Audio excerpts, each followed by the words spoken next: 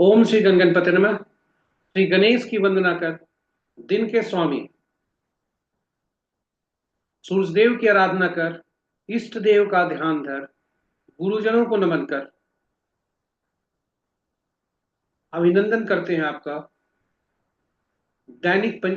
Varun store द्वारा प्रस्तुत दैनिक पंचांग में। यह नित्य के भांति 5 भागों में प्रस्तुत हुआ करता है और आपके सुझाव के अनुसार इसका लघु रूप, पहले भाग का लघु रूप अलग से प्रस्तुत किया जाता है ताकि उपयोगिता कुछ लोगों के लिए ज्यादा हो। और इसमें डेटा जो भी प्रयुक्त हुए हैं वो अतिरिक्त पंचांग से लिए गए हैं, छवि गूगल से ली गई है और यह प्रस्तुति हम आप तक YouTube के सौजन्य से पहुंचा पाने में समर्थ हो रहे हैं।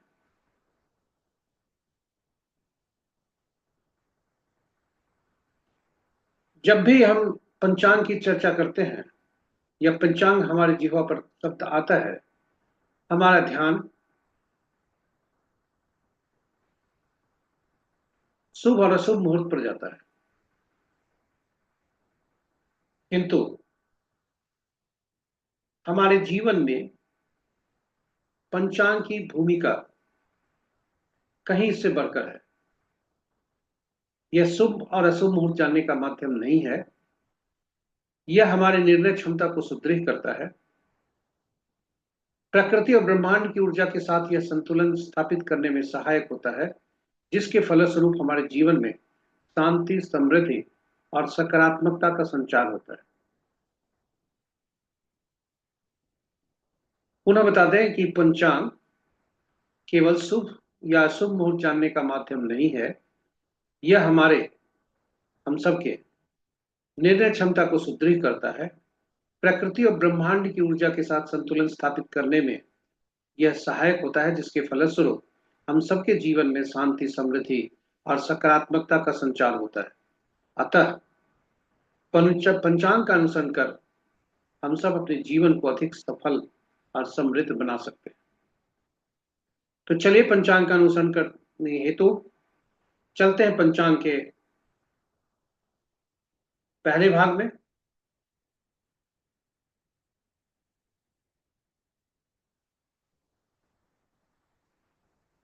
दिनांक 18 मई 2025, माह ज्येष्ठ, पक्ष कृष्ण, शाका संवत 1947 विश्वसु, विक्रम संवत 2082 कलायुग और कलिजुग का 5126वां वर्ष। सूर्योदय 5:03 पर, सूर्यास्त 6:29 पर। दिशाशूल पश्चिम है। फिर भी इस दिशा में यात्रा करना पड़े तो घी या दलिया का सेवन कर यात्रा कर सकते हैं। चलिए चलते हैं पंचांग के 5वें अंक पर। वार रविवार, तिथि प्रातः 5:57 तक पंचमी, उसके बाद षष्ठी, नक्षत्र संध्या 6:52 तक उत्तराषाढ़ा, उसके बाद श्रवण, योग प्रातः 6:43 तक शुभ तथा उसके बाद शुक्ल, करण प्रातः 5:57 तक तैतिल तक उसके बाद गर्भ, और ये करण प्रातः 5:57 तक तैतिल और संध्या 6:08 तक गर्भ और तत्पश्चात वनीच। ये रहे पंचांग के 5 अंक। महत्वपूर्ण मुहूर्त में चलने के पूर्व भोलेनाथ का स्मरण कर चलते देखते भोलेनाथ कहां पर वास कर रहे हैं। तो जब तक कृष्ण पक्ष पंचमी है तब तक वे वृषारूढ़ पर हैं, अभिष्ट नंदी पर सवार हैं, अभिष्ट सिद्धि के लिए बहुत उपयोगी है। और तत्पश्चात वे भोजन स्थल पर हैं, जो कि पीड़ादायक है। महत्वपूर्ण मुहूर्त में अभिजीत मुहूर्त दिन के 11:19 से 12:13 तक, अमृतकाल दिन के 12:10 से 1:51 तक,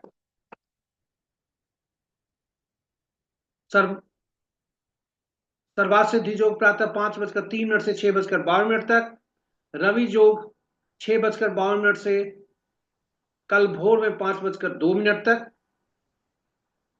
पुनः बता दें, सर्वात सिद्धि योग प्रातः 5:03 से संध्या 6:52 तक, रवि जोग संध्या 6:52 से कल सूर्योदय तक 5:02 तक। विजय मुहूर्त अपराह्न 2 बजे से 2:54 तक। गोधूली बेला संध्या 6:28 से 6:49 तक। और निशिता मुहूर्त देर रात्रि 11:25 से मध्य रात्रि 0:07 तक। तो ये रहे पंचांग के हमारे शुभ मुहूर्त। रात्रि में किए जाने वाले पूजा पाठ जब तक साधना तंत्र मंत्र आदि है तो निशिता मुहूर्त श्रेष्ठ हुआ करते हैं।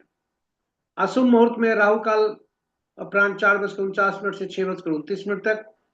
गुलिक काल 3:08 से 4:49 तक अपराह्न तक। संध्या यमगंड दिन के 11:46 से 1:27 तक अपराह्न तक। और वर्ज्य मुहूर्त देर रात्रि 10:59 से मध्य रात्रि 0:37 तक। तो ये रहे महत्वपूर्ण शुभ और अशुभ मुहूर्त। ग्रहों की आकाशीय स्थिति को देखें, गोचर को देखें तो चंद्रमा मकर राशि में आ चुके हैं और शेष राशियां पूर्ववत सूर्य देव वृषभ में, मंगल देव कर्क में, बुध देव अस्त होते हुए मेष में, बृहस्पति देव मिथुन में, शुक्र देव मीन में, शनि देव मीन में, राहु देव मीन में, केतु देव कन्या में। इस प्रकार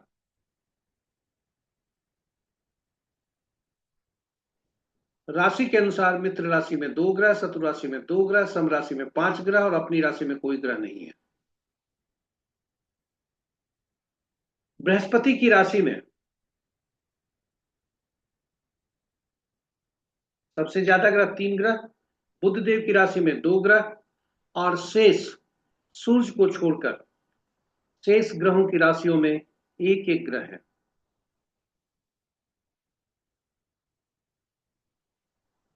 किसी भी राशि का, किसी भी ग्रह का राशि परिवर्तन नहीं है। और इस प्रकार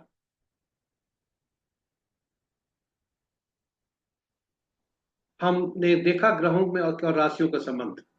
ग्रहों नक्षत्रों का संबंध में देखें तो सूर्य देव और शनिदेव अपने ही नक्षत्र में भ्रमण कर रहे हैं। चंद्रदेव सूर्य की राशि उत्तराषाढ़ में आ गए हैं और इस शेष ग्रह पूर्ववत ही है। और बुध और शुक्र का आपस में नक्षत्र परिवर्तन है क्योंकि बुध देव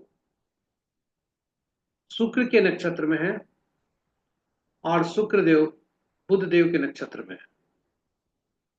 शक्ति के अनुसार सूर्य देव अभी कम अंश है उनका, बृहस्पति देव का भी कम अंश है और राहु देव और केतु देव का भी कम अंश है, इसलिए ये थोड़ा कम फलदायी है।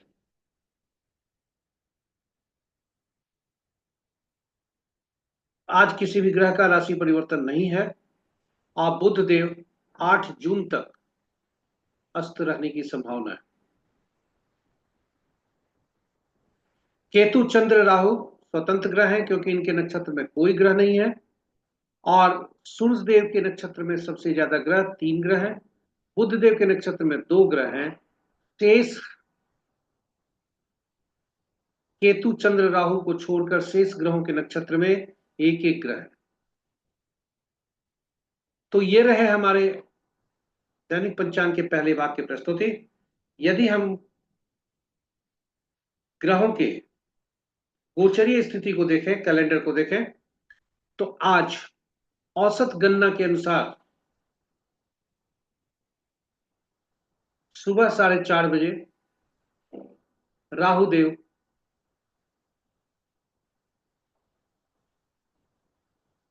मीन राशि से कुंभ राशि में और केतु देव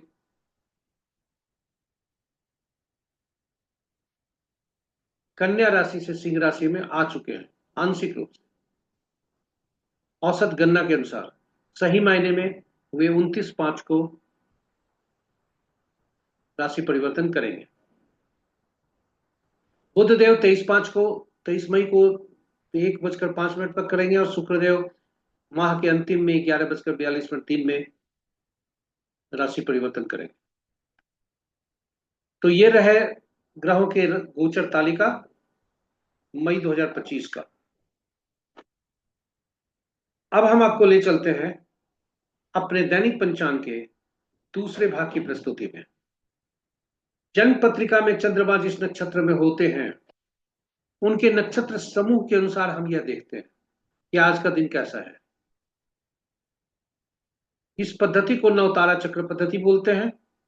चंद्रमा के परिप्रेक्ष्य में देखते हैं, इसलिए तारा बलम बोलते हैं। लेकिन जातक के व्यक्तिगत जीवन में कौन से ग्रहों का गोचर कैसा फल देगा, दशा महादशा का परिणाम कैसा होगा, महादशा अंतरदशा का परिणाम कैसा होगा, ग्रहों के गोचर की स्थिति में परिणाम कैसा होगा, ये सारे फल हम नवतारा चक्र से देखते हैं। साथ ही जातक विभिन्न व्यक्तियों से संपर्क में आएगा, उनके साथ कैसा संबंध रहेगा, या यह जातक उनके लिए कैसा उपयोगी होगा, यह दोनों चीज हम नवतारा चक्र से देखते हैं। यह अद्भुत पद्धति है, सटीक पद्धति है, और इसलिए इसका हमने अलग से वीडियो डाला है नवतारा चक्र पर। और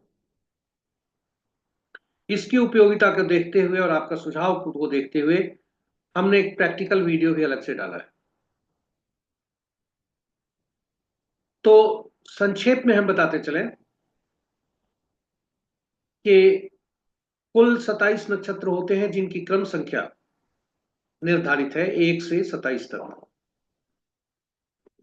और ग्रह 9 ही होते हैं। चूंकि ग्रह अपना फल कभी नहीं देते, बल्कि नक्षत्रों के अनुसार फल देते हैं। तो 27 नक्षत्र, 9 ग्रह, और उन 9 ग्रहों की सूची महादशा के अनुसार होती है। पहला केतु, दूसरा शुक्र, तीसरा सूर्य, चौथा चंद्रमा, पांचवा मंगल, छठा राहु, सातवां बृहस्पति, आठवां शनि, नौवां बुध। तो इस प्रकार ग्रहों का जो क्रम संख्या है वो इस तरह से। चूंकि नक्षत्र ग्रहों के मन होते हैं, अतएव नक्षत्र हर नक्षत्र का नक्षत्रों को का स्वामित्व देने के लिए नक्षत्रों को 3 श्रेणी में बांटा गया। पहला से 9वां तक पहले श्रेणी में, 10वां से 18वां तक दूसरे श्रेणी में, और 19वां से 27वां तक तीसरे श्रेणी में। और हर श्रेणी से पहला जो नक्षत्र हुआ, यानी पहला, 10वां और 19वां, क्रमशः अश्विनी, माघ और मूला, इनका स्वामित्व केतु देव को दिया गया। और इसी क्रम में आगे बढ़ते हुए 27 नक्षत्र का स्वामित्व विभिन्न ग्रहों को दिया गया। उदाहरण स्वरूप कृतिका, उत्तरा फाल्गुनी और उत्तराषाढ़ा, जो क्रमशः तीसरा, 12वां और 21वां नक्षत्र बने, उनका स्वामित्व सूर्य को दिया गया। और इसी क्रम में आगे बढ़ते हुए 9वां, 18वां, 27वां नक्षत्र जो हुए, क्रमशः श्लेषा, श्रेष्ठ और रेवती, इनका स्वामित्व बुध देव को दिया गया। 9 ग्रह। अब ये तो हुए ग्रहों के स्वामित्व कैसे दिए गए, किंतु फलित कैसे करते हैं यह महत्वपूर्ण है। और फलित देखने के लिए हमेशा जातक का जिस नक्षत्र में जन्म होता है, जन्म पत्रिका में चंद्रमा जिस नक्षत्र में होते हैं, आप उसको पकड़ें। उनके स्वामी जो भी हुए, वे पहला ग्रह हुए, और उनके नक्षत्र समूह भी एक तरह से, चूंकि ग्रहों के उस ग्रह के जो वह ग्रह 3 नक्षत्रों का स्वामी होता है, इसलिए समान फल होते हैं तीनों नक्षत्र के। इसलिए नक्षत्र समूह के स्वामी हम चर्चा किया करते हैं। तो पहला ग्रह जो होता है मिश्रित फल देता है, जन्म जो ग्रह बोलते हैं, और उससे तीसरा, 5वां और 7वां जो ग्रह होते हैं वे बाधा देते हैं, पीड़ादायक होते हैं, अशुभता देते हैं, अति पीड़ा भी देते हैं। तो याद रखें, अगर जातक अपनी कुंडली से, अपने जन्म चंद्र नक्षत्र से किसी व्यक्ति के बारे में संबंध देखे, तो यदि वह उसका जो जन्म नक्षत्र है, इसके परिप्रेक्ष्य में, जातक के परिप्रेक्ष्य में यदि तीसरा, पांचवा और सातवां नक्षत्र बन रहे हैं, ग्रह बन रहे हैं, तो सावधान रहें वैसे से पार्टनरशिप करने में। कभी कभी ऐसा हो सकता है कि हम उसके लिए बहुत अच्छे हो सकते हैं, किंतु वह हमारे लिए पीड़ादायक हो सकता है। स्वाभाविक है, हम डोनर होंगे और वह गिवर नहीं हो, उसे हम प्राप्त नहीं कर सकते। तो यह हमारे जन्म पत्रिका में जो नवतारा चक्र पद्धति है, इससे हम बहुत कुछ जान सकते हैं। तो नवतारा चक्र जरूर देखें, जो हमारा वीडियो पोस्ट है, और इसका उपयोग करें अपने जीवन में, अपने बेहतरी के लिए, अपने शुभता के लिए।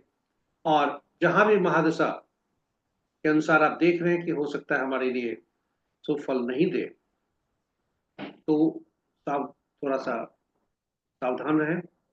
और यहाँ यह बताते चले, जन्म नक्षत्र से जो ग्रह हुए, उसे दूसरा, चौथा, छठा, आठवां, नौवां, ये शुभ फलदायी होते हैं। तो ये रहे हमारे जन्म पत्रिका में चंद्रमा जिस नक्षत्र में होते हैं उसके अनुसार फल। अब आज का देखते हैं गोचर कैसा है, चंद्रमा के परिप्रेक्ष्य में कैसा है। तो संध्या 6:52 तक चंद्रदेव उत्तराषाढ़ नक्षत्र में है, जो सूर्य का नक्षत्र है, मित्र के नक्षत्र में है। फलित देखने के लिए हम देखते हैं कि रो को पकड़ते हैं कि हमारा जो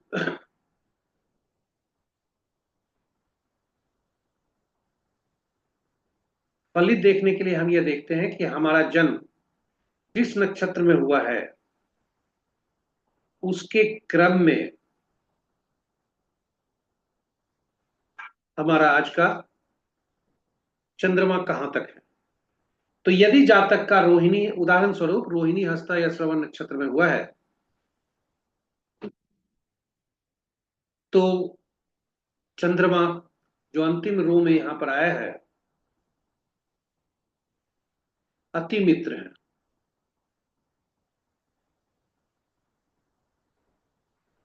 तो इस तरह से हम किसी दूसरे नक्षत्र को भी देख सकते हैं।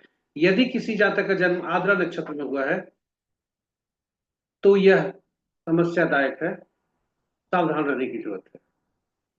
आद्रा, स्वाति और शतभिषा नक्षत्र के जातक के लिए सावधान रहने की जरूरत है। तो हम कह सकते हैं कि उनके लिए आज दिन अच्छा नहीं होने की संभावना है, सावधान रहे। वहीं दूसरा, जब हमारा गोचर होता है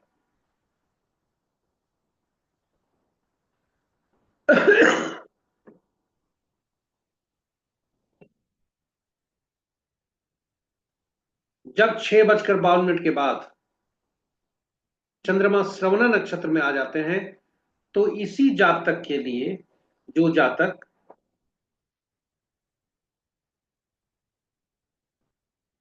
रोहिणी, हस्ता, श्रवण में थे, उनके लिए जन्म नक्षत्र है। और जो आद्रा, स्वाति, शतभिषा में थे, उनके लिए तुलता है। तो इस तरह से हम फल देखते हैं और इसका उपयोग करते हैं। और मानसिक रूप से यदि हम तैयार हैं कि हमारे लिए दिन कैसा है, तो उसका फायदा, अगर शुभ है तो फायदा उठाने का कोशिश करते हैं, यदि अशुभ है तो थोड़ा सावधान रहने की कोशिश करते हैं, और कुछ विशेष कार्यों को टालने का भी प्रयास करते हैं।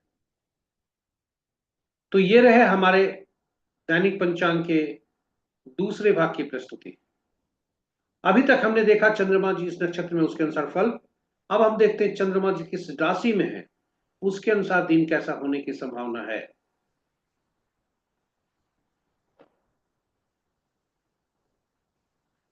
तो आज राशि परिवर्तन नहीं है। चंद्रमा मकर राशि में है, शनि की देव की राशि में, जो कि उनके शत्रु हैं। सूर्य देव के नक्षत्र में है, जो शुभ है। तो चंद्रमा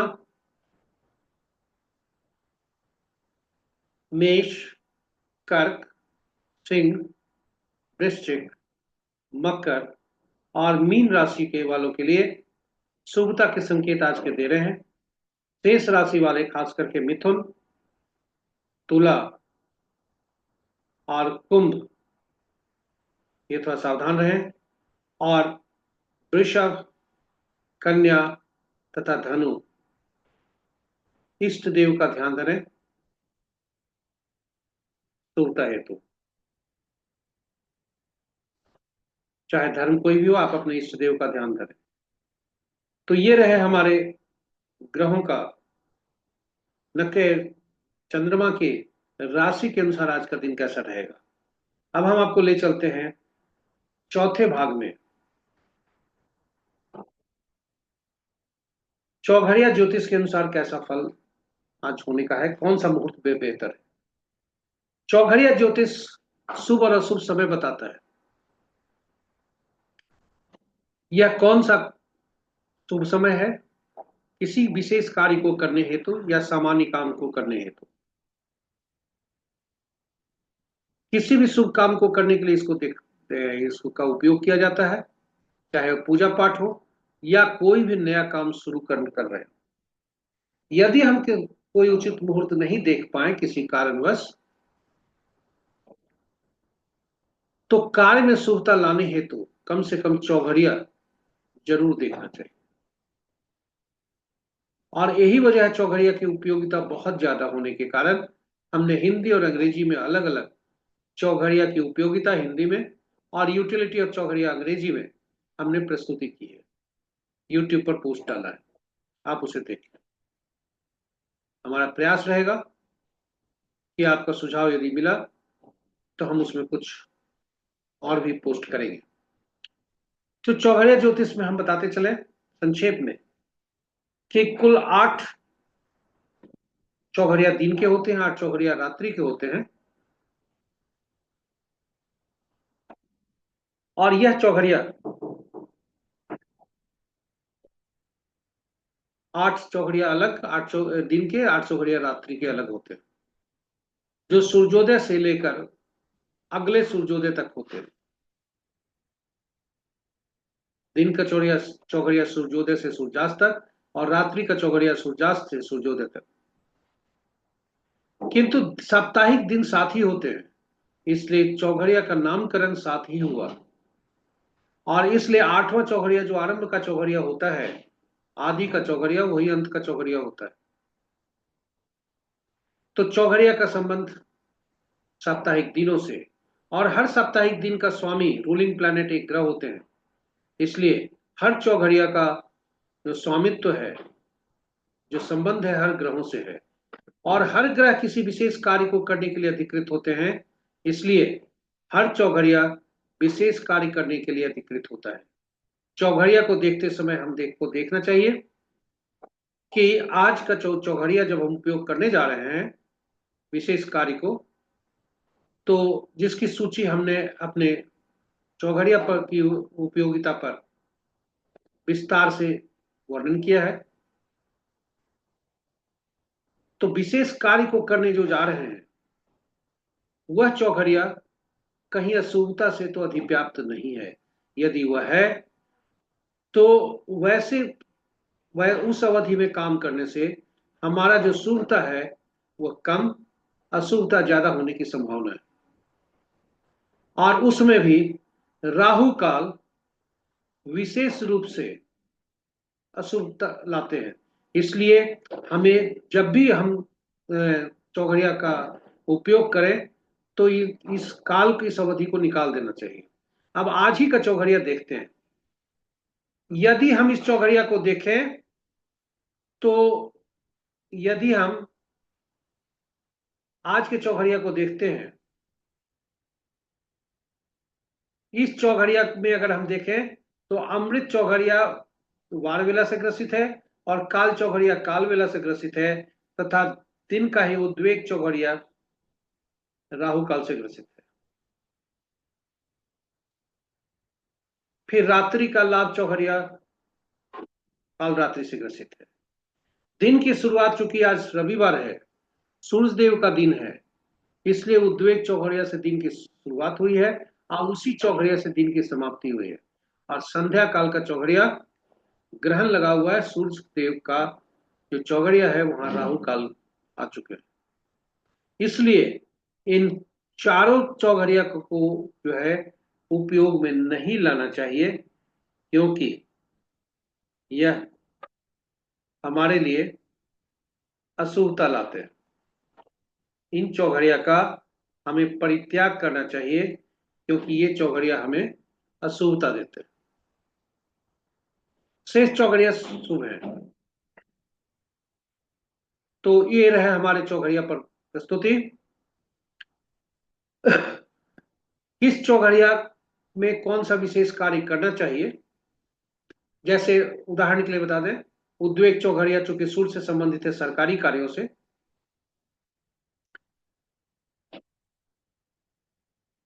काल चौघड़िया शनिदेव से संबंध है दैनिक वृत्ति से, लाभ चौघड़िया बुध से विद्या लाभ से, शुभ चौघड़िया विवाह आदि से शुभ काम आदि शुभ काम के लिए, अमृत चौघड़िया नाम ही है अमृत, तो सभी कार्यों के लिए, रोग चौघड़िया मंगल से संबंध रखता है जो कि दुश्मन को परास्त करने के लिए, और दुश्मन की परिभाषा सीमित नहीं करें, उसको असीमित करें। इवन यहां तक यदि कोई कंपटीशन हम प्रतियोगिता परीक्षा देने जा रहे हैं तो वह भी रोग चौघड़िया के अंतर्गत ही आता है। तो इस तरह से हम विस्तृत जो जानकारी है, विस्तृत विवरण हमने अपनी प्रस्तुति चौघड़िया की उपयोगिता और यूटिलिटी ऑफ चौघड़िया में हमने रखा है। आप जरूर से देखें, आपके लिए बहुत ही उपयोगी होगा, ऐसा हमारा विश्वास है। इन्हीं शब्दों के साथ हम चौघड़िया पर जो प्रस्तुति है उसको समाप्त करते हुए चलते हैं अगली प्रस्तुति में, जो अंक ज्योतिष से संबंधित है कि अंक ज्योतिष के अनुसार आज कैसा दिन रहने की संभावना है।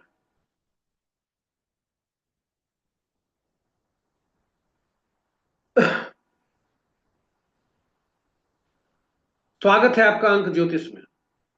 हम पूर्व प्रस्तुतियों में यह बराबर कहते आए हैं कि अंक ज्योतिष हमारे लिए बहुत महत्वपूर्ण होते हैं।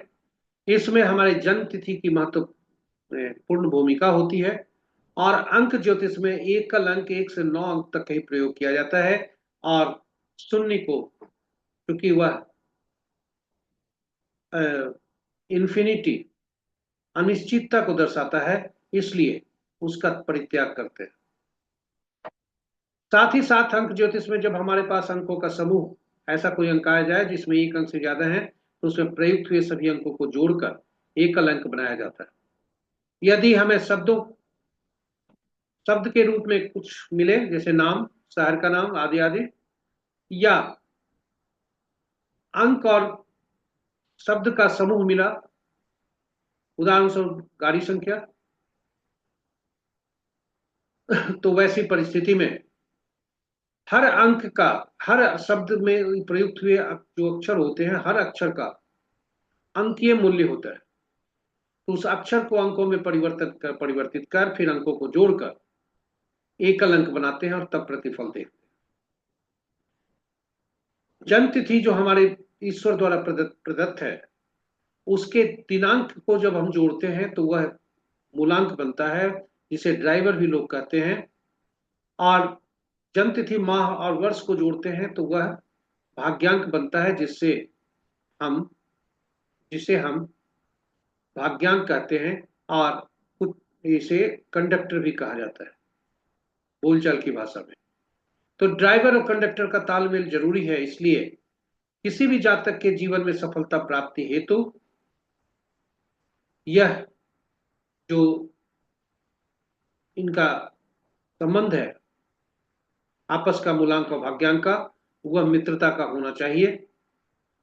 तभी जो है जीवन में सफलता हमारे पांव चूमती है और हम ज्यादा सफल हो सकते हैं।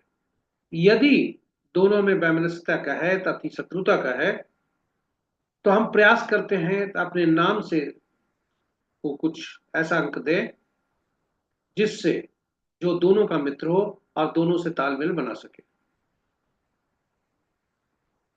या मोबाइल नंबर, इसी तरह खतरा यह है कि दोनों में आपस में बहुत अच्छा तालमेल है, किंतु नाम हम ऐसा ले आए, मोबाइल ऐसा ले आए, गाड़ी संख्या ऐसा हो गई जिससे दोनों में कटुता, आपस में संबंध ये खराब हो गया, और इस कारण हमारे जो प्रगति का मार्ग था वो अवरुद्ध हो जाता है। तो अंक ज्योतिष बहुत कुछ सिखाता है, और अंक ज्योतिष को सीखना आसान है। इसलिए हम हर एक, अगर अंक ज्योतिष का हमारे हर एक ये को देखा जाए, तो एक समय आपके पास आएगा जब आप 81 जो कॉम्बिनेशन है, यानी 1 9 का संबंध, 1 1 का संबंध कैसा होगा, 1 2 का संबंध कैसा होगा, 1 3 का संबंध कैसा होगा, उसको उल्टा कर दें तो 2 1 का संबंध कैसा होगा, 3 1 का संबंध कैसा होगा, 4 1 का संबंध कैसा होगा, ये सारे आप 81 कॉम्बिनेशन इसी से जान सकते हैं, हमारी प्रस्तुति में से। और अगर एक जगह दें तो वो लाइब्रेरी बनकर ही रहता है। तो इसका उपयोग करें, सीखें, लोगों को सिखाएं, क्योंकि यह सीखना आसान है, इसका उपयोग करना आसान है।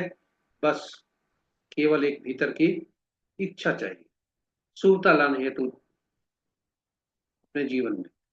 अब हम चलते हैं 1 से 9 अंक तक। हर अंक को का जो प्रतिनिधित्व जो है शासक ग्रह, कोई न कोई ग्रह, 9 ग्रह होते हैं, और हर अंक किसी न किसी तत्व को का प्रतिनिधित्व करते हैं, और हर अंक, 9 अंक किसी न किसी 9 दिशा में से किसी दिशा का सूचक है। तो यदि हम हमारे जन्म पत्रिका, जो हमारे जन्म तिथि में कोई अंक यदि मिसिंग है, नहीं है, तो आप समझ लें कि उस अंक की हमें व्यवस्था करनी चाहिए। यदि वह मित्र है तो बहुत जरूरी है, और जो मिसिंग अंक है यदि वह मित्र है हमारे मूलांक और भाग्यांक से, तो वह बहुत जरूरी है शुभता ज्यादा लाने के लिए। और वही चीज, और वह ला कैसे सकते हैं, तो नाम से, मोबाइल नंबर से, गाड़ी संख्या से, आदि आदि से। तो जन्म कुंडली यही बताता है, ताकि हम वास्तु दोष को भी ठीक कर सकें, हमारे शरीर में उस एलिमेंट की कमी हो सके, साथ कमी जो है नहीं हो सके, वह प्रचुर मात्रा में हो। साथ ही साथ कोई नंबर अगर अधिक है तो हमें यह पता चल जाता है ड्रीम में कि यह बॉडी में, हमारे शरीर में एलिमेंट ज्यादा है, या यह हमारे वास्तु दोष में इम्बैलेंस है। तो एलिमेंटल तत्व का इम्बैलेंस होना, या वास्तु का दिशा का इम्बैलेंस होना हमारे लिए समस्या खड़ी कर सकता है। तो यह दोनों अंक ज्योतिष से ही जांचा जाता है, यह ज्योतिष के अनुसार नहीं जांचा जाता। तो अब चलते हैं आज की तिथि के संबंध में। आज की तिथि 18/5/2025 है। 8 1 9 बनता है तिथि का योग, और 5 बनता है तिथि, माह और वर्ष को जोड़कर। वर्ष का योग खुद ही 9 है, आप देख ही रहे होंगे। 9 का योग जो मंगल का होता है, ऊर्जा का होता है, एग्रेशन का होता है, हर जगह गुस्सा, क्रोध, आगजनी, मारपीट, हत्या आदि हो रहे हैं। 2020 में 4 का होता है, राहु का होता है, जो कि पता नहीं चलता है क्या चीज है। आप देखें कोरोना उस समय हुआ था। तो 2025 माह, वर्ष, माह और ये को जोड़े तो 5 बनता है। 9 और 5 का संबंध कैसा है, तटस्थता का है। 5वां अंक जो है मध्य अंक होता है, बैलेंस अंक होता है। बुध देव इनके स्वामी बनते हैं, इसलिए यह सभी से तालमेल अच्छा रखने का प्रयास करते हैं, और यही वजह है 5 अंक का किसी से शत्रुता नहीं है। तो जिस जातक का जन्म 1 10 19 28 को हुआ है, एक जिन का मूलांक बनता है, चंद्र सूर्य देव जिनके स्वामी बनते हैं, 1 और 5 का संबंध मित्रता का है, इसलिए 4 स्टार मिल रहे हैं। 90% सफलता का दर होने की संभावना है, और आज इनके लिए सफल दिन होने की संभावना है। 2/11/20 29 तारीख को जन्मे जातक, 2 मूलांक होता है, चंद्रदेव जिनके स्वामी बनते हैं, दिन उत्तम होने की संभावना है, और दोनों में आपस में संबंध 2 5 का संबंध मित्रता का है। 3 स्टार मिल रहे हैं, 60% सफलता का दर है, और दोनों यदि प्रॉपर्टी के संबंध में जातक यदि अपने आप को इन्वॉल्व करते हैं तो इनके लिए आज और सफलता का दर होने की संभावना है। 3 12 21 30 का जिनका जन्म है, 3 मूलांक है, बृहस्पति जिनके स्वामी हैं, 3 और 5 का संबंध मित्रता का है, 3.5 स्टार मिल रहे हैं, 70 से 80% सफलता का दर है। और यदि कम्युनिकेशन शिक्षा से संबंध रखते हैं जातक तो इनके लिए शुभता के संकेत बढ़ सकते हैं, सक्सेस रेट बढ़ सकता है।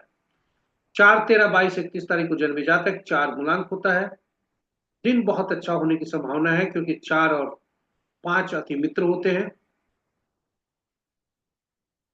3 स्टार मिल रहे हैं, 90% सफलता का दर होने की संभावना है, और ये यदि बैंकिंग वित्त आदि से अपने आप को संबंध है तो इनके लिए दिन शुभता और भी बढ़ने की संभावना है। 5 14 23 तारीख जिनका जन्म है, 5 और 5 का संबंध मित्रता का है, अति मित्रता का नहीं है, दिन उत्तम होने की संभावना है, 3.5 स्टार मिल रहे हैं। यदि बैंकिंग फाइनेंस से संबंध है तो उत्तमता के संकेत हैं, सक्सेस रेट बढ़ सकते हैं। वही 5 और 5 यदि मिला तो जातक को सुस्त बना सकता है, जातक का मोटापा बढ़ सकता है।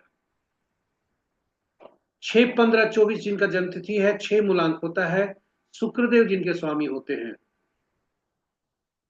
दिन उत्तमता का है।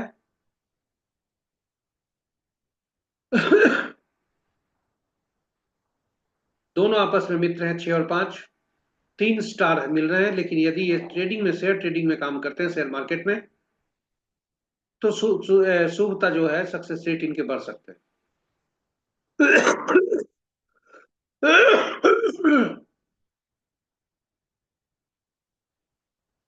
7 मूलांक वाले, 7 16 25 इनका जन्म तिथि है, इनका केतु देव स्वामी बनते हैं, 7 और 5 आपस में मित्र होते हैं,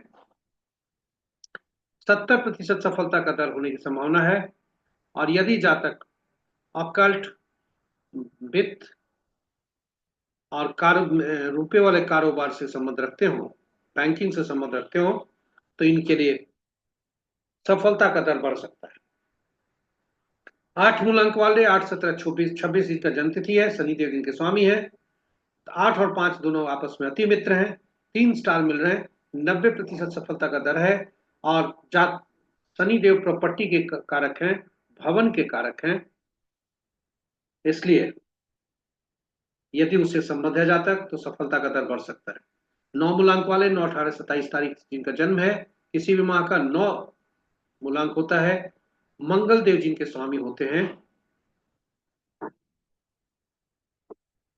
दिन सामान्य होने की संभावना है क्योंकि 9 और 5 का संबंध तटस्थता का है, 3 स्टार मिल रहे हैं, 40% सफलता का दर होने की संभावना है।